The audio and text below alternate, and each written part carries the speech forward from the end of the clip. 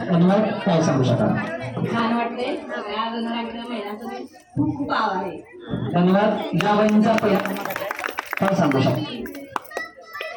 महिला बचत गट कायमच काहीतरी नवनवीन असे उपक्रम राबवत असतात. खरंच बांबोड्यामध्ये म्हणजे या महिला बचत गटाचं म्हणजे शाहूवाडीत नव्हे तर कोल्हापुरात सुद्धा हिचं नाव गाजत आहे. मला अभिमान आहे या गटाचा.